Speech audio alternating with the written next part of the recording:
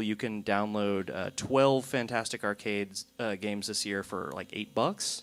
So go check that out at humble.com/weekly. I'm going to turn things over to Rachel Weil, who's one of our programmers, and she's going to introduce our guests, Loren Schmidt and also Nathalie Lawhead.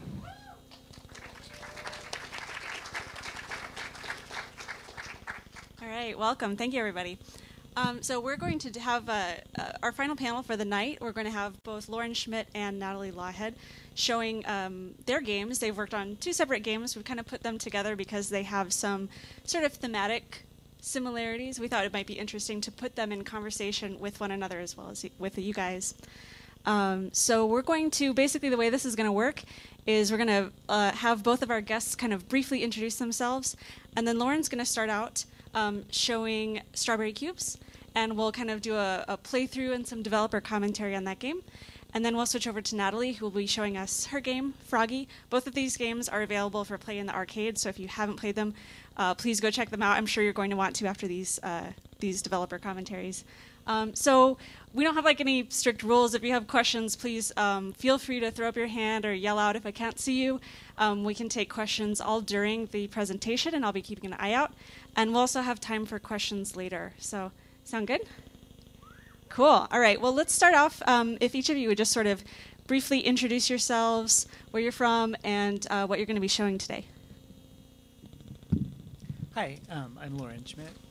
I'm from Oakland, California. I'm actually a newly minted resident of Pittsburgh, so if anyone lives in that neck of the woods, come say hi. And I'm showing a game that I made called Strawberry Cubes. I'm Nathalie, and I live in Irvine, but I exist on the web, and I make games nonstop, so yeah, that's about all there is to me. Great. Cool. Well, Loren, since you've got your game pulled up, if you want to sort of take us through it, tell us a little bit about the game, and if you also want to show us any of the tools that you use to create this, or actually like anything else, we'd be happy to see that. And you may find if you want to hold the mic, I know it's kind of hard to hold and control the computer, just so everyone in the back can hear you as well. That'd be great. All right. Can folks in the back hear me now? Is that all right? Okay. I suppose if I asked that and you couldn't hear me, I wouldn't get responses back. Yeah, so Strawberry Cubes started out as a very, very small jam game. I did it for Ludum Dare, which is a 48-hour-long game jam, international participation, etc. And I was like, yeah, sure, I'll make a little game, take a little time away from my other projects. And then it kind of spiraled out of control, as those things have a tendency to do. So it started out, this is the world map here. It started out about this big. And yeah, it kind of grew a little bit since then. So let's see. I think a decent place of starting is saying that, so the game has a set of fairly traditional structural components and goals, which are like immediately recognizable to folks who've played, say, Zelda or whatever. Insert game of choice here. But the focus really isn't there. I should warn folks in advance, there's a lot of strange resonant noises that happen. No, actually, I was going to say there's a lot of flashing light in this game, specifically like red and black, so if anyone's photosensitive, this might not be the best presentation to stare at the screen for the entirety of. Yeah, so the game is kind of playing with some of the tropes of more traditional games, but the focus is really much more on like the texture of it and on like sort of dissecting the structure of such things. When I've seen folks play this various places, my favorite players are always the ones who are just like, what happens if I press this button a whole bunch? Wonder if I can make it turn bright blue. And in my opinion, like that's as on point, if not more so, than people who play it in maybe a more traditional way. So the basic structure of the game is that you're wandering around this world, and they're with a lot of birds sometimes. And as you wander around, you encounter like different little vignettes that have kind of different textural things going on in them. There's incidentally some stuff that sort of resembles more traditional gameplay inserted here and there, but it's like, if there's a room with like 3 enemies in it that you have to dodge, it's like there because the feel of that was interesting, as opposed to because the game consists entirely of mechanical challenges and it fits into that framework. As you're wandering around, you sometimes encounter things like the screen here. Most of the text in the game comes from various harvested sources. This particular screen comes from harvested spam email. So this is like one specific file from this like over 1 million file spam archive that I downloaded. It's just spam messages that someone fished for. And most of the time they say things like Viagra now, Cialis 50 cents a pill, which is like not terribly creatively compelling. This one's for oil change coupons, which is maybe a little more interesting. But what I like about them is you occasionally end up with like bits that exist to get them through spam filters. The text in this screen here came from one such message. So you'll get a message that's like an advertisement for something. It's just clickbait, basically. But then hidden, usually from human sight, like in white text on a white background or very small or whatever, you'll get like bits of textually interesting recombined text or like fragments of novels or whatever. So most of the text in this game comes from spam email. Little bits of it aren't.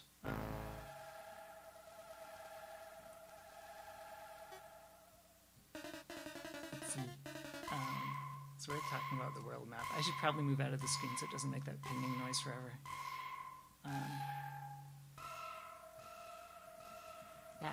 So the map of the world loops at the edges, and as you're moving around in it, a lot of what you're doing tends to be fairly non-linear. You go through a door and you end up somewhere that's like halfway around the world, and that topology is more central to your experience than like the way that the world is laid out in grid space. So you'll actually spend like most of your time in a couple of sort of heavily topologically linked regions within this grid, as opposed to exploring it all evenly. Like, let's see, the screen that we're in right now is part of this very tall vertical drop that you start in if you follow maybe the most linear path. And that's an area that you go through a lot. And then there are other regions sort of like down here along the surface here that you end up wandering through frequently. But yeah, like I said, those are revisited mostly because of topology rather than because they have like any particular functional importance. Yeah, so here's a door. So here we are in the screen here. Wait, let's exit that one. No, I lied, it's this one. And if I go through this, I come out like up here. And that's like, you live in that topology much more heavily than you do in the grid world as it's laid out on paper or as you map it. So another thing that's worth saying about the flow of the game is that you end up with screens that are different when you visit them in different contexts. So if I move from this screen here to this screen here, these vertical pink bars obstruct the door somewhat. I mean, you can get through them if you really try, but if you were to go into this screen from somewhere else, let's see, like if you were,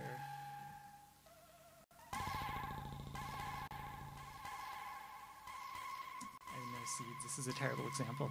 But if you were to come into the screen from the top, these pink bars wouldn't be here, and you'd be able to get into that door freely.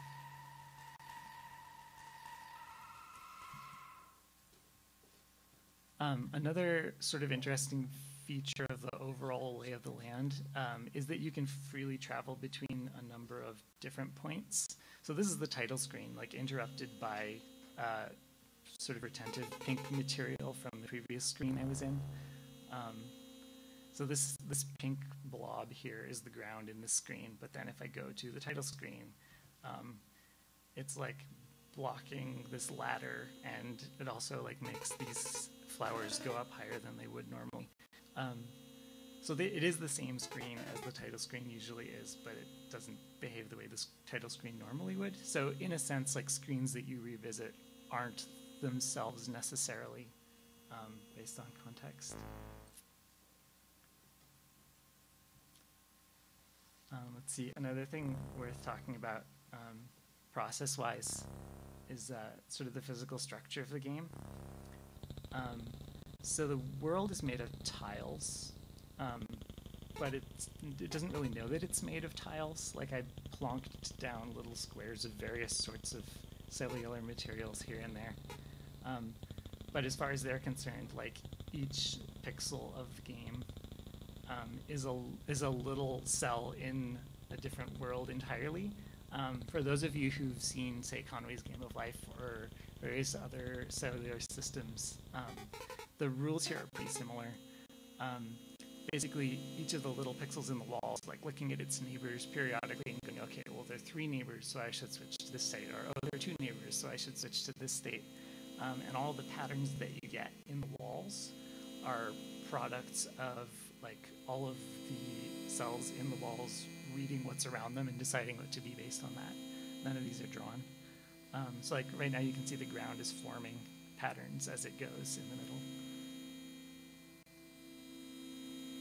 I was wondering if you could talk a bit about the sort of aesthetic of this piece, which, I mean, I think that the way you use glitch is really interesting, and also like that sort of Spectrum ZX, like the very like early 8-bit computers. Can you talk a little bit about maybe some of your aesthetic inspirations? Sure, yeah. I guess Also, Loren, we can hear you, but the stream people are demanding that you lux interior the microphone and get it like up close. Well, if one of them was to hold the microphone for me so I can type with both hands, then welcome to do so. Yeah, so influences first. I definitely did a lot of ZX Spectrum games while working on this visually. They were pretty big influence. There's something quite striking, I think, about characters that are drawn without opaque outlines against a black background. There's a strange flatness to them. They're very textural, but at the same time, they're very non-physical, which is a quality that I think fit what I was going for pretty well. So while there's definitely some ZX Spectrum influence there, kind of going in a different direction in a couple of other directions. Most ZX Spectrum games are very heavily illustrated environments in a way that I didn't bring the environments here. You get a lot of like really beautiful tiled things like modular trees with like amazing roots that are made out of like 5 different blocks that are flipped different ways, and there's such a high degree of detail and fluidity in ZX Spectrum environments. Whereas what's going on here is like a lot more maybe harsh and uninviting, less familiar. But yeah, that was definitely a big influence. And I guess I'll go on from there to talking about my relationship with glitch aesthetics and how they apply to this game. So I would actually not self-describe this as glitch art, although a lot of people seem to see it that way. So there's a quality to glitch historically that it tends to be a surface level theme rather than a content theme. So for example, you'll have like a picture of something recognizable that has like blobs of like garish magenta over it, or like the feet are drawn where the head's supposed to be, and people are like, oh, it's glitch art. I guess personally I would say that's glitch themed rather than something that's actually exploring glitch in a content way, because it's not like most of the things that you see that are glitch art or are glitch wise aesthetically don't actually deal with systems that are breaking or behaving in an unintended fashion. They deal instead with the aesthetic of the machine, with things that are like wearing their digital nature on their sleeve. So I think I think I wouldn't describe this as glitch art because it's not about saying, hey, this is a fake world, this is digital, like, oh, can we mess with this texture and make it weirder? Because it's not really about that so much as it is about finding a place in the structure of the project that works textually. So I guess as an example of that, there are points in this game where you can arbitrarily make other characters. For instance, if you press F at any time, it makes frogs. And if you keep pressing F, it makes more frogs. You can make so many frogs, in fact, that the game will crash, which I think I won't do now, because I don't want to give Wiley a heart attack. But yeah, so you can make frogs, and the game is breaking, right? Like the frogs are going through walls, and like you can make so many frogs that it runs at 3 frames a second. But I guess my inroad into that is like, what do the frogs feel like, as opposed to how can I make a weird broken thing that's glitchy? So I'm like, okay, well, I was testing the frogs. I made this button that could make frogs. I was like, well, what does it feel like when you make 10 frogs and you can't move because you die instantly? Like, what does it sound like? Is it clipping a whole bunch? Is that good? Is that bad? Like, is it interesting to not be able to move at all? Can you, in fact, get out of screens where there are too many frogs? Do you get permanently stuck? Like, what's the experience of having like 90 frogs on the screen at once?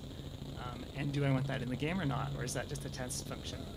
And I guess I ended up liking the frogs. I thought they fit.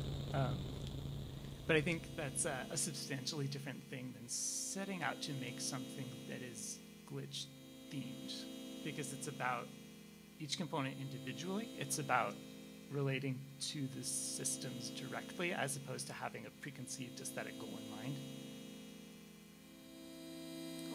We were talking earlier too that you mentioned you were inspired by Kyle Reimergarten's game Fjords. Yeah, and I was absolutely. wondering, like, if you see parts of that game that it sort of influenced Strawberry Cubes as well. Yeah, absolutely. So topologically, the game is pretty similar. I would say that another large way that it influenced Strawberry Cubes is the relationship with basic mechanics. So Fjords, for those of you who haven't played it, is a really fantastic screen-based mechanical exploration game that I wouldn't exactly call a platformer.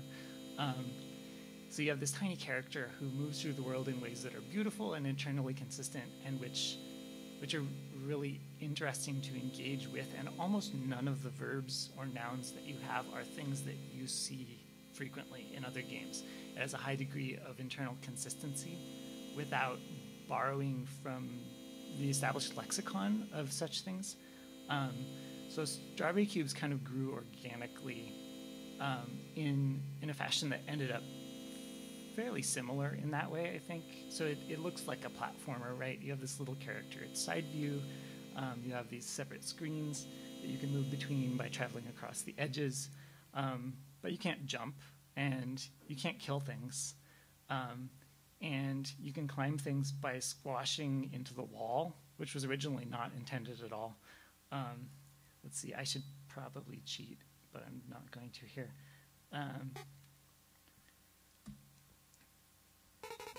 And find the duplicate ability. I'm just going to be moseying onto the duplicate ability while I talk here. So yeah, what I'm getting at, though, is that there are a number of different mechanical details of this game that are less about drawing from tradition and more about like trying to find an internal harmony between elements. And that's something that I really liked about Fjords, and that I think strongly influenced me here.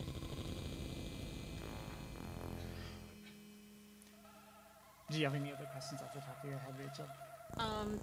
I'm kind of curious if you could talk a little bit about, well, okay, one personal question. Does the game have an end? It has an arc, but it doesn't have an end state. Yeah. How do you imagine people sort of experiencing this game? Like, do you want them to play for 5 minutes? Do you want them to sit down and have like sort of a longer experience shared with friends? Like, how do you sort of see people engaging with this game? I mean, it's pretty personal, but it's still really deliberately fairly open-ended in terms of how folks engage with it or what it means or playstyle. But personally, I kind of envision it being the sort of thing I would want to play, like, with a couple friends, all trying to figure out the various things going on in it together, like maybe like sitting down with a cup of tea and like discussing like, yeah, well, are the frogs useful for anything? Or like, I got to this screen once and like, what does this screen mean or whatever. So I envision people playing it in a somewhat collaborative way over a period of time, trying to ferret out the details.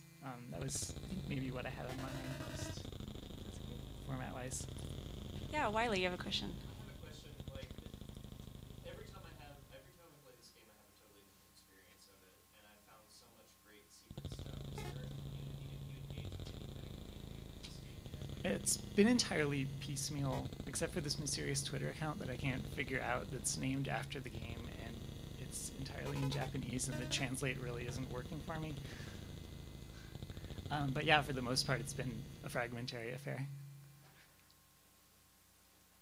Any other questions for Loren? I don't know if you wanted to show us a little bit of your development process or anything else that you're working on as well. But we've got maybe another 10 minutes or so. Love to see what else you Yeah, sure. I guess you have for I could us. show a couple of other projects. Yeah. Yeah, question. Is that world map, the like image that you have, actually the That is actually the file that it reads. Yeah, it reads a ping, and like specific colors mean different things. So like this like off yellow color here is platforms that move horizontally, and like this off yellow color here is ladders. so like even the stuff like the like cellular structures and everything are just determined from colors and pixels and that. Yeah, so one room is this, right? So like this block here is a solid wall, and there's a theme set per room, not here, which determines like what rule it'll use and what color it is. But this is all the information it gets when it makes like a single tile, is like this pixel here. And is that a custom tool or is that This is GIMP. This is just an image editor. Okay. So yeah, like anyone who has the game can like open up this image file and like scribble in it and then like run the game. And that's cool? Yeah, another question. Did you write the CA rules yourself, or are they existing rules that you adopted? yeah, these are rules that I evolved. Okay, so yeah, if you don't like strobing lights, this will be really bad.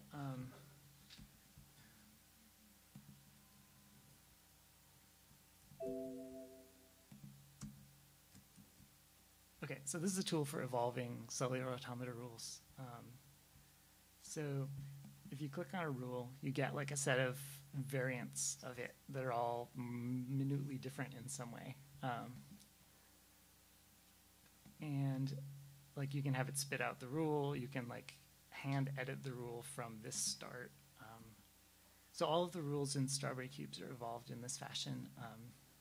And I basically just shopped for things that behaved in ways that felt interesting in context.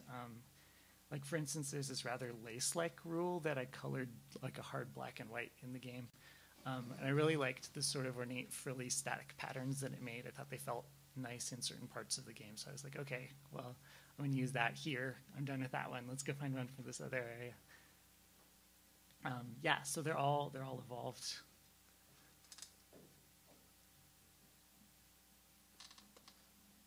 What are you working on next? Okay, so I'm working on a couple things that are coming out in the very near future. First of all, a friend of mine is porting Strawberry Cubes to OS X, so there's going to be a Mac version of it, like tonight or tomorrow in the very, very near future, which I'm excited about. I apologize for the delay. I grew up on a Mac. I know how painful it is to not have anyone port anything ever. Yeah, I swear Scout's Honor next project is going to be simultaneous release. So that's right around the corner. And then in early October, I'm working on a game for NYU's No Quarter event. It's this 2-player simultaneous create a world as you go thing. It's perhaps most closely related to, say, Panoramical or Keyboard Mandala, in that it's this sort of plastic space that's created as you experience it rather than a pre-created set of more or less static environments. Yeah. And then, let's see, I have a tiny little arcade game that that I haven't released yet, but will as soon as I do sound for it. It's called The Luminous Corridor. And it's this sort of Robotron-esque thing. It's running really badly right now because I'm running on 2 monitors at once. But it's like you wander around in this like little looping arena, and like there are all these creatures that sort of feed on. This is also live cellular automata for all the walls and such, by the way. So there are all these creatures that like eat the walls and convert them into projectiles or into other creatures or whatever. There are a bunch of like sort of little ecosystem things going on. This is like a pretty little project, but it was fun, and a lot of the things here will feed into other projects in some fashion. Let's see. And I have 2 larger projects that I'm working on right now. These are like ongoing personal projects. One of them is a sort of live action roguelike-ish, dungeon crawler-ish sort of thing, with sort of a surreal synthetic American suburban landscape as the backdrop. So this is like strings of generated rooms arranged in this sort of larger arc of like unraveling the fabric of the world that you're in. So yeah, this is like has been in development on the back burner for a couple of years, and I'm just kind of nursing it along and like trying to get everything exactly right. It's the kind of game that I think will fall apart completely if it's not 100% where it wants to be, so I'm giving it its time. And then I'm also working on a larger project called White Lake, which is like very texturally focused, very much about like self and body and like relationship with environment, like being in places that are home or can't ever be home or feel like home. Yeah, so that's what I'm working on right now. That's kind of an interesting statement, this idea of like places that are like home but can't be home, and that kind of description is often tagged with the word nostalgia. So I was kind of curious, like how you think your games, with a pixel art style and obviously referential to older games, like, are you interested in nostalgia? Is it something you're looking toward, or something you want to sort of reject, or have you? Right. I mean, I think on some level, anyone who works in low fidelity is responding to past experience, to like strong emotional ties to places they've been digitally. But I think there are different ways of responding to that, right? Like, there's some people who say, I really like the texture of Atari games or whatever, SNES games, and I want to make something that is like that, and they seek to recreate. And then there are other folks who come, and I guess I'd identify myself here, there are other folks who come to it more from an angle of, this is a medium, like this particular set of color restrictions or like fidelity restrictions or whatever. How can I use this to express what I'm trying to express? Yeah, so I'd say I come to it more from that angle. Like, I find low fidelity art tremendously compelling textually. It's interesting how it can definitely be something, definitely feel like something without being completely explicit. It occupies a funny gray area between fully representational art and symbolic or abstract. Like, there's a character in a game that I made that looks kind of like a little lobster, right? And I see it, and I see some sort of alien monster with one eye.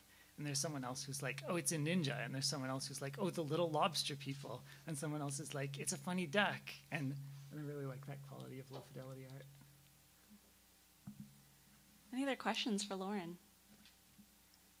Cool. Nobody?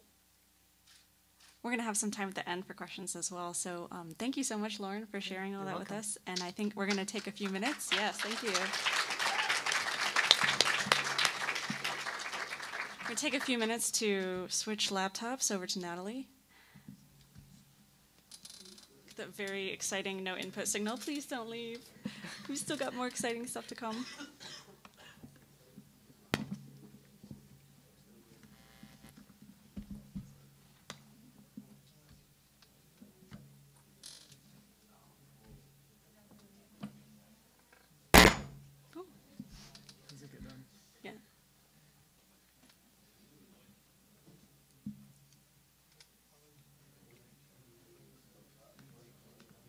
Oh, it's headphones, isn't it? Headphones. Yeah. All right, you ready? And Natalie, can you give us a mic test? Testing, testing. Yeah.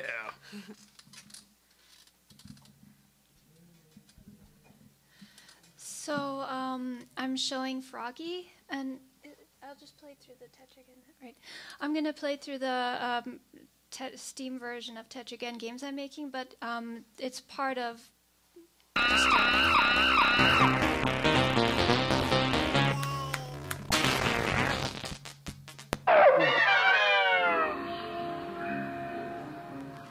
It's part of this bigger thing. It's kind of like an online open source arcade where the games are really crazy and weird, and everything is open source, so you go and make your own game with it too if you feel so inclined. And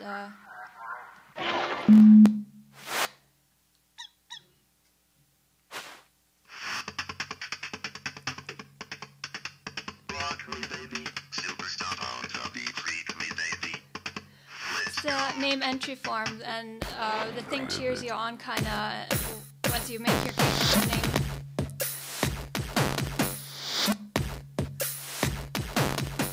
Just a little quiet. So yeah, it's when I made this, I wanted to make a game that was like the old DOS games I used to play off like floppy disks, and I wanted to make something that wasn't like replicated, but the way I remembered it. And the way I remember these games is they were real over the top and silly theme, like so.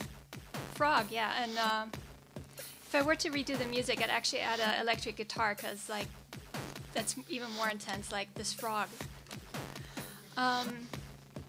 The most recent addition to this too is the Froggy Q&A, and wait. Have created a rich backstory for your entertainment consumption. So you interview the frog, and if you don't talk to him, he'll go on forever just talking frog stuff. And I like the questions you ask him is cute, because it's not in specific questions, but it's more like topics you click in, and your imagination kind of fills in the gaps as to whatever you ask him, like about the nuclear war or anything about specific to the game. So I'll just start it.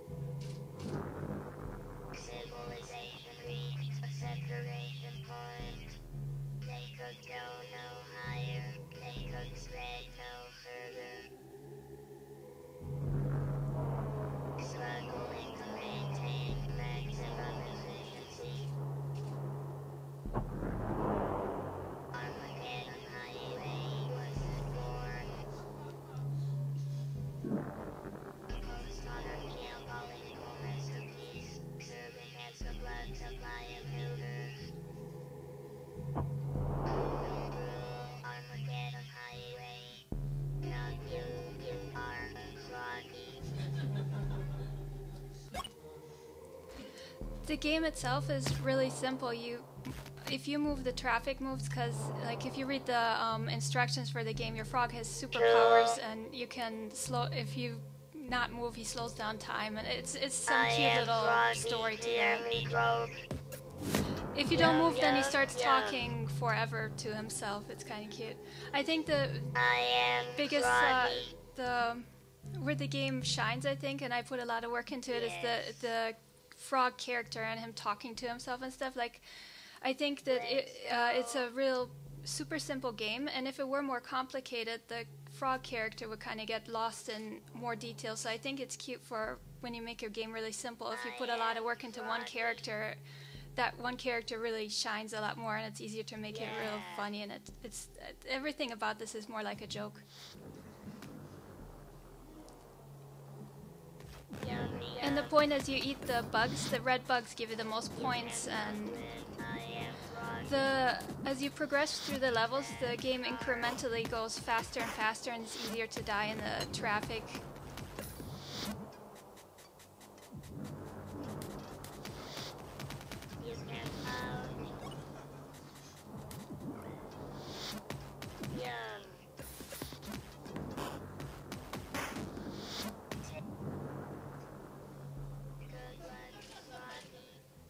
This is an amazing screen. Can you tell us a little bit about like your animation process? It's one of my favorite things about all of your games. Actually, is like the sort of animation style. Can you tell us, just walk us through like what that entails?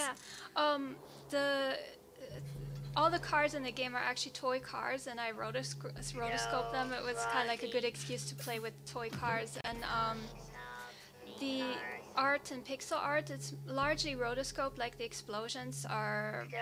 I love rotoscoping because it's a little different in what you get from if you just did like traditional animation, because it has this quality of it kind of moves like it's realistic, but it doesn't look realistic, so I think it kind of messes with your head in the right context. It's a little stranger to look at. The butterflies too, those are rotoscoped. And do you guys know what rotoscoping is? Do you want to briefly mention for anyone who hasn't heard that? You draw over, basically you draw over video and you make creative changes to that video too, so you get the realistic movement of whatever character thing you're drawing over on the video, but it looks kind of cartoony and it's different.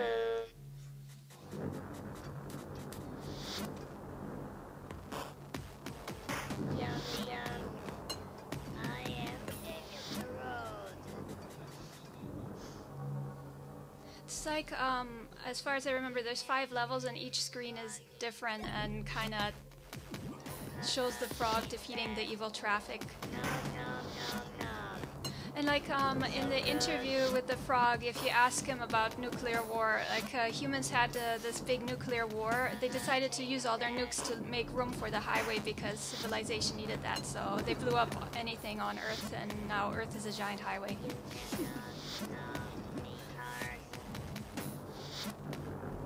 So of course we see some relationship between this and a game like Frogger, and this is actually not the first time that you've taken like an arcade classic and sort of put an amazing backstory to it. So I was wondering if you could sort of talk about this with respect to your previous game that you had at Fantastic Arcade last year.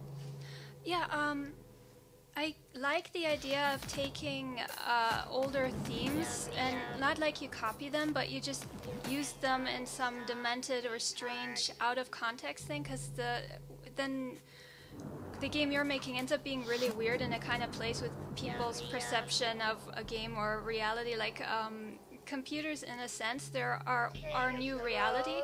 And we expect games or computers to behave a certain way. So when you take these things out of context and mess with them and make unexpected behavior, it's kind of like you're messing with a person's perception of reality. And interesting reaction to this game is like people say it's weird and crazy and like on acid, equated often to drugs or yeah. So I mean, it kind of does that job in that it kind of is jarring and strange and a little spooky to some people.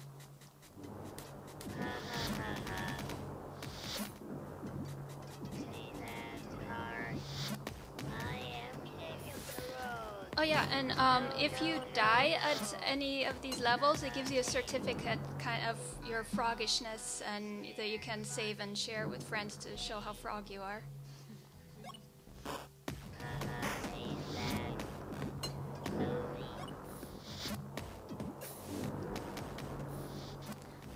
What kind of tools did you use to develop this game? This one is all Flash. I like it because it's a really amazing animation platform, and you can do the coding in it, and I keep going back to that because it's really good for animation and art, and I get to add a lot of detail in it that 2D, if I'm for making 2D games, that I find hard to add in anything else.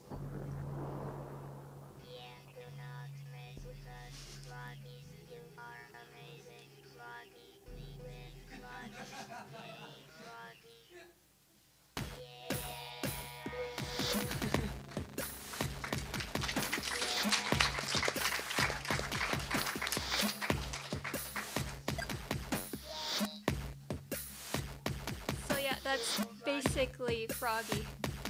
And if you wanted to, you could keep playing after this point to keep playing for the highest score.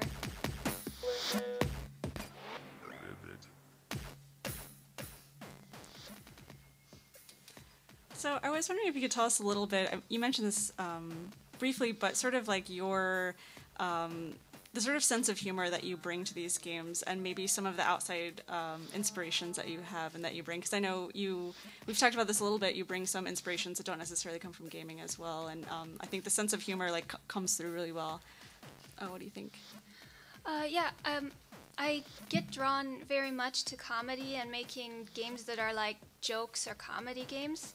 And it's interesting that if comedy in games is totally different than in any other linear platform, in that like if you made any Saturday Night Live skit into a game, it would probably end up being really weird and like this game makes no sense, what the hell? Because comedy in itself, if you try comparing it to a interactive environment where people are used to, more or less to realism, it makes no sense, and it kind of falls apart, because it's like I like to mention, you know, the van down by the river skit. I forget the name of it, but like if that were a game, it would totally be weird. Like, oh my God, this guy freaked out about living in a van down by the river, and then he broke the Rome, and it doesn't make sense. So if you make a comedy game, chances are that won't make sense, and it will more often than not be equated to drugs or LSD or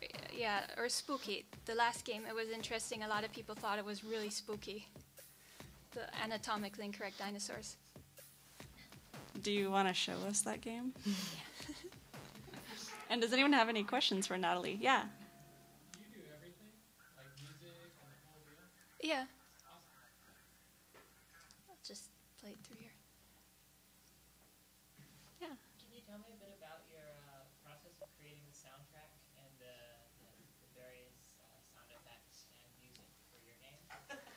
Yeah, I typically do music or sound after the game is totally done, because from my experience, if I do that beforehand, I throw away a lot of work, or it just doesn't work right, or I tie myself to too much making then the graphics work with the sound, and it's easier to do it at the very end, and if I want more, I program around the sound then.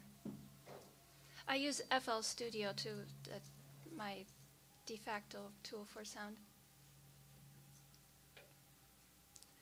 So this is my most recent game. It started out, I made this illustrations of anatomically incorrect dinosaurs and posted on Twitter, and people liked it a lot, so I decided to turn it into a game.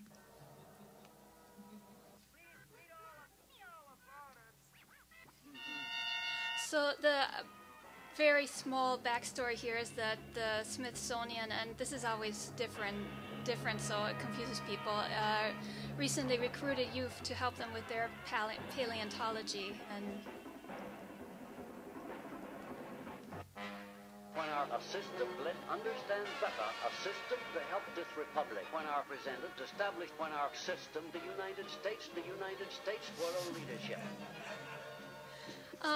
And this, the talking here, it'll go on for quite a while. He gives you a little bit of a story about what happened to the last doctor, and you shouldn't worry, because if it does eat you, then you'll get the animal gets named after you, so there's a benefit. The United States among nations to the very pinnacle, political uniqueness under political understand better program under a system to the very pinnacle.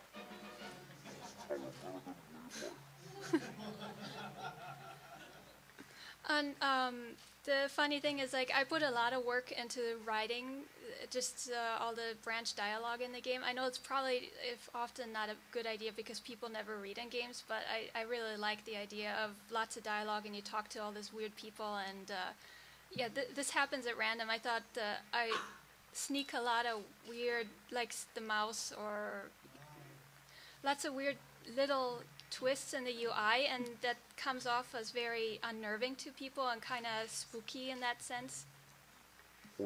Like you drag or... No. Why did you minimize me? I thought we were friends. Don't ignore me. Friend. Oh, what is love, baby? Don't hurt me. Don't hurt me no more. What is love? Yea, yea, do, will. What Have you I gotten don't any know why I'm emails not from there. I concerned give you my people features, playing this but you game? minimize me No, like you just don't lots of care. YouTube So videos what is about, right? like, What is man, wrong? this person I must be minimize singing crazy. this song. Give me a sign. Hit maximum. Oh my god, gay. So yeah, just skipping through all this, you go to the signs.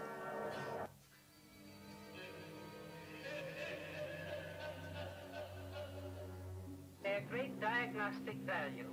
Note, however, necessary whenever a solid target also differ, it seems that a high voltage of enabling us to visualize operation depended upon And the talking from both your boss and him are sourced from old archival footage, and because I wanted them to talk, but I can't sound like a guy, so I thought, well, I'll just take it from old footage then, and they don't need to make sense.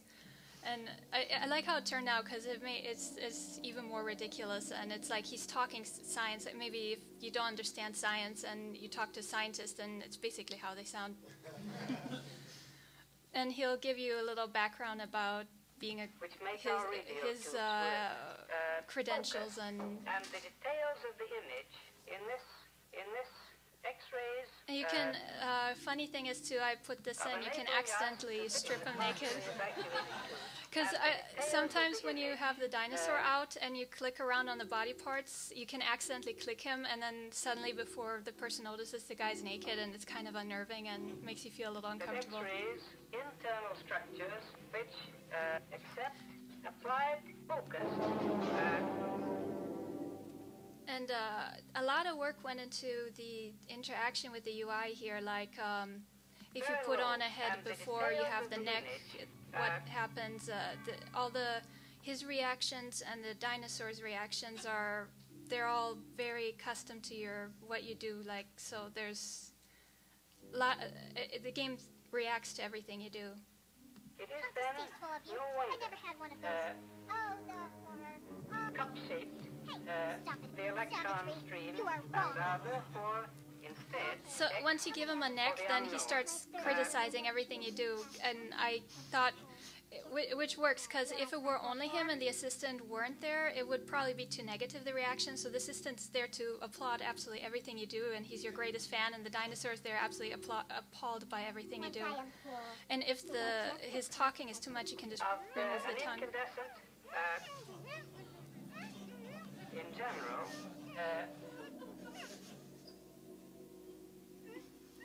and it mumbles. And distinction between technique.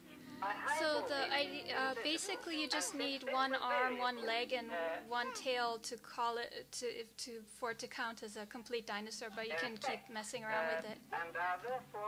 I originally wanted you to be able to scale and drag all the body parts and all that, but when I was playing around with it, I noticed it's a lot more unnerving if you have no control really over what you're doing, and it kind of fits with the game being all weird and strange, and it kind of gives you the sense of a complete lack of control over anything that's happening. So if you're happy with it, you prepare for the exhibit.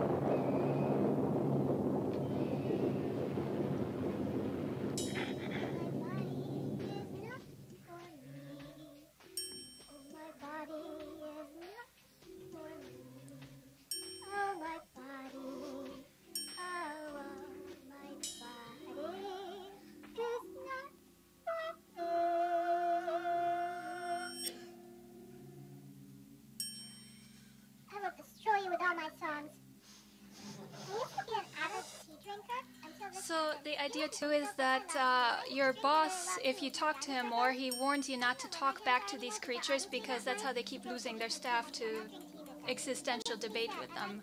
And your assistant also warns you, but you really don't progress unless you engage in a dialogue with him. So there's throughout a few options you can select, and it's kind of like like the old movie trope of the creation arguing with its creator. Completely wrong. You're so wrong it raises the bar for error. It is literally impossible to be wrong around you because you're being all the wrong. Oh my god, I am unashamed of my actions. That head tasted good. I will destroy you with all my And the songs. white ones are more like arguments, and these here are more Come closer, Doctor. Closer. like you're pitting him and you end up loosening him and then he eats you. Grandma one time told me this recipe for people. Yes, Doctor. Yes. I desire your nutritious body and its crunchy bones. Come closer. I will destroy you with all my songs. And if you keep selecting these, this is the fastest way to get through the dialogue, because the other ones, they can go on for a while. I will not be silent. Oh yeah, and there's like a ton of the game itself has for the dinosaur hundreds and hundreds of sound bites and songs to drive you crazy with.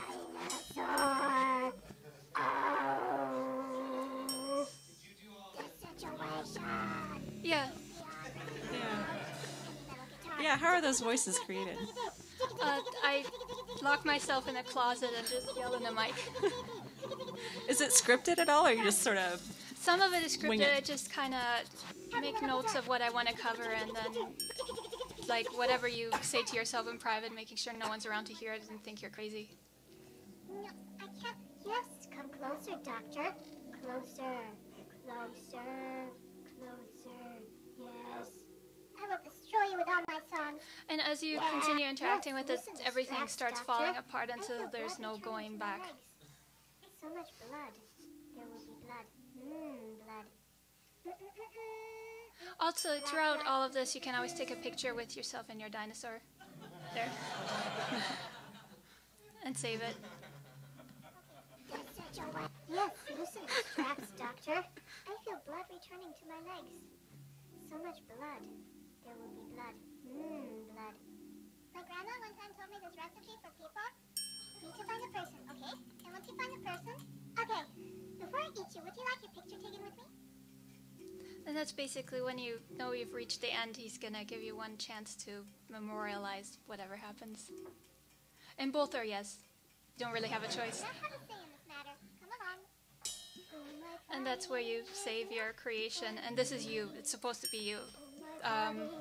There's cutting out a person's face from a webcam and putting them over, I thought was too much work, so I just put the webcam in a TV, and that can work.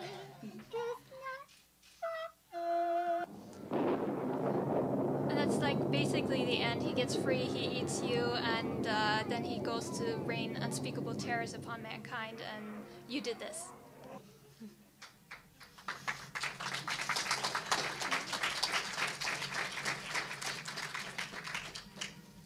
And what I like about this, I want to do this more often in my games. The game here. Problem arises. What are you going to do with a soldier wearing sandals? Private John Anno of New Jersey has his drill instructor stumped. Gotta get shoes for the new recruit or Army discipline is shot.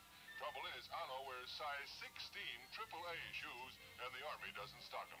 Biggest size on hand is 15. So until they build... Goodbye. Yeah, it closes on you, and that's it. So do you think there are other folks making games like these, or do you see, like, how do you see your games sort of fitting in with what other people are doing, or other creators that are sort of playing with similar themes? Well, I hope there's other people doing stuff like this, because I really love games that refuse to be games and go do their own thing. I mean, like, this one I explored more of it, but I really want to do that more with what I'm doing for the Steam version. Is it absolutely doesn't cooperate with you, and it just messes with you as a player. And I don't get to play other people's games as much as I should, but I'm sure there's other people that are doing similar things. I mean, it's a ton of fun. So. All right, you guys have questions for Natalie or Loren, actually. Yeah. This is actually for both of you. I'd love to hear your takes on it. Why frogs?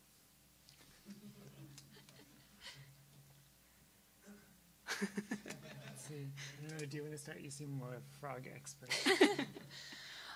Because they're weird, and bunnies are weird, but they have fur, and frogs kind of took it further by not having any fur, and they're totally wet, and nothing about a frog makes sense, but they still exist. I think I like the stare that frogs have. There's something really oddly compelling about the intentness with which they stare at nothing at all. Like, if you have a frog in your game and you get the eyes right, like you can't stop looking at the eyes. They have an interesting presence. I like the way they move too.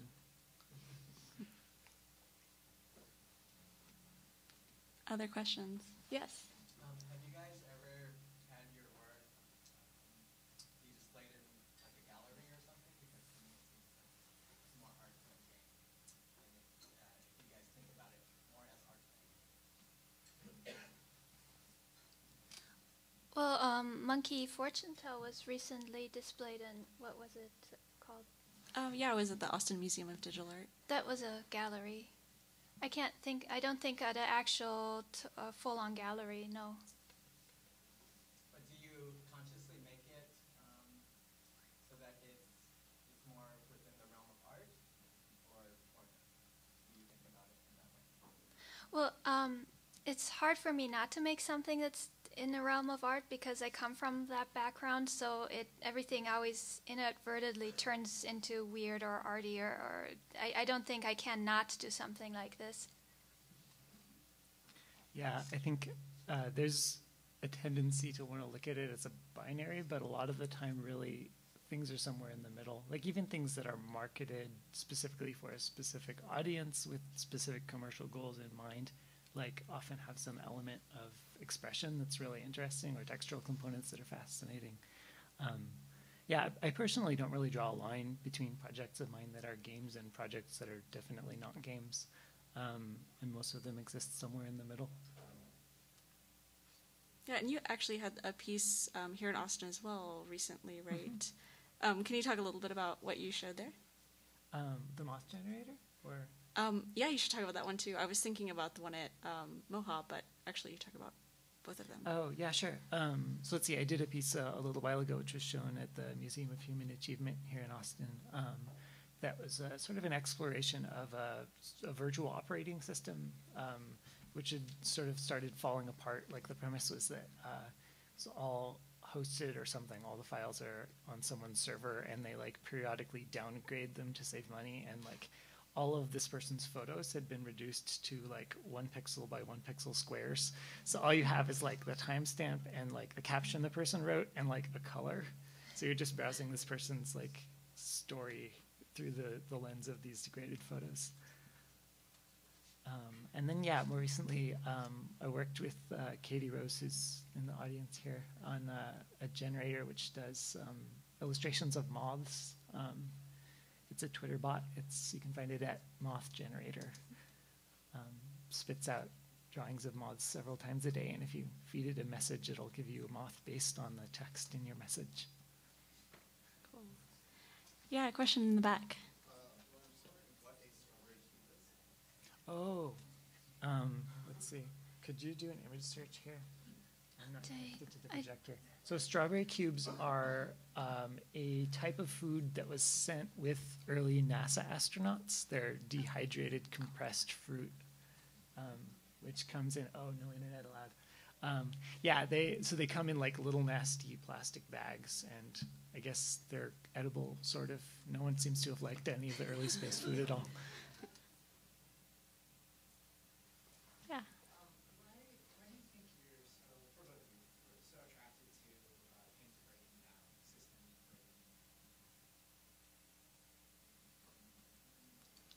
So I think personally I'm interested in the way programs tick.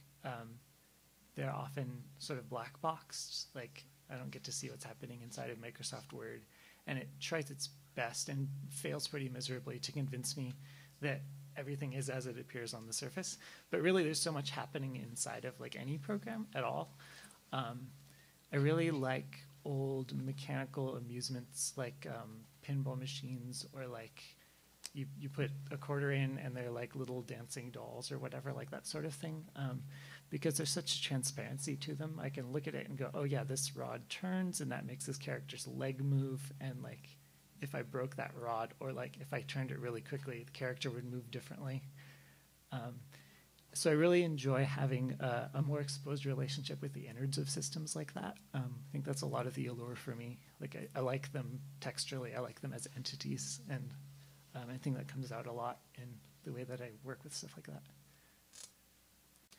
I like malfunction stuff because I think that's often when things are the most interesting is when they're breaking or not cooperating. Like, from what I remember about the older Windows, I don't remember as much as them working as when they were giving me pain and not working. And I like it when computers don't function properly and there's some unexplored theme there, and I like it a lot.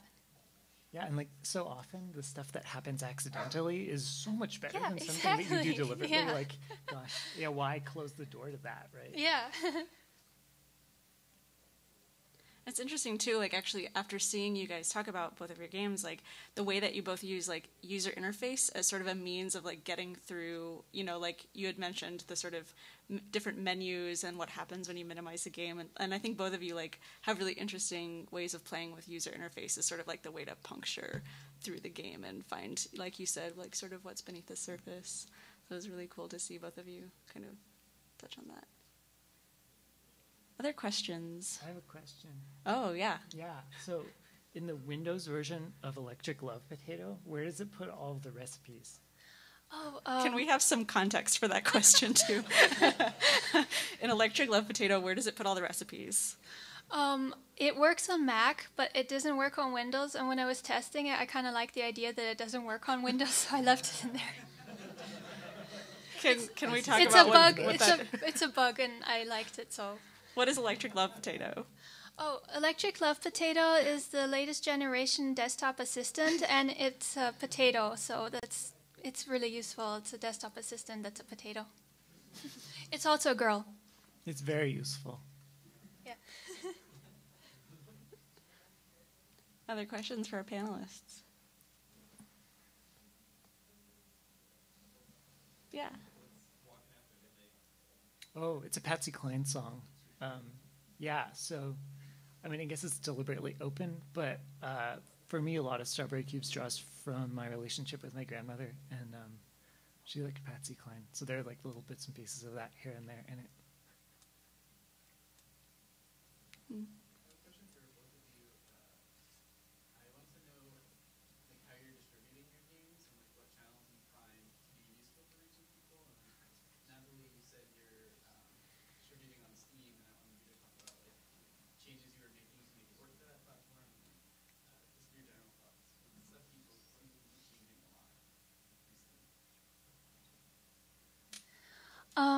I originally distributed over as browser games, and lately I've been moving to desktop. And the thing I'm doing for Steam, I could just take the whole thing that's online and dump it into some bundle and say it's done. But because desktop is a totally different environment, there's stuff there that I could explore, like, I don't know, hijacking your Windows and doing things that you should probably not do, but it's cool because it's a game. So, I mean, there's lots there that I could do that would make it very interesting. So I'm putting work into that.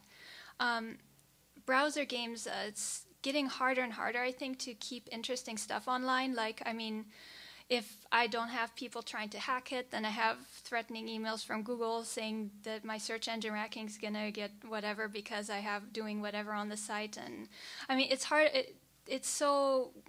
Internet is becoming so commoditized, it's very hard to keep creative art stuff on there. So, I mean, it's probably time for me to move to the desktop, and it's a better, I think, better environment for experimentation. I have stuff that's distributed through itch.io. I really like them. I wouldn't say they're very viable commercially if you're trying to make a living doing things, but if you've got like a side project or whatever, I think they're lovely. I think there's a tremendous ratio of fascinating games to maybe less fascinating games there. It's just an amazing place to be exposed to new things. So I like them a lot, both for browser and for downloadable stuff.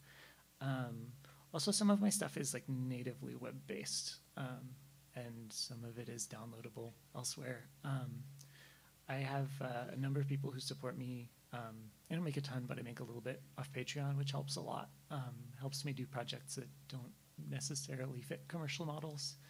And then some of my stuff is like pay what you want. So I'll say, hey, I'd like it if you paid $4 for this, but if you're broker whatever against an unfair international currency exchange scheme, then by all means download this for free or whatever you think is fair. I'm interested in finding commercial models that work better for me. I have a little bit of trouble handshaking with that kind of thing personally. I'd be happy if I could run off in a corner and just make things.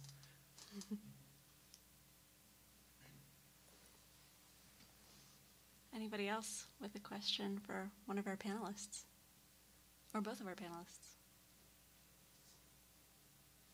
Everybody, please give a warm round of applause for both of our guests, Nathalie and Loren.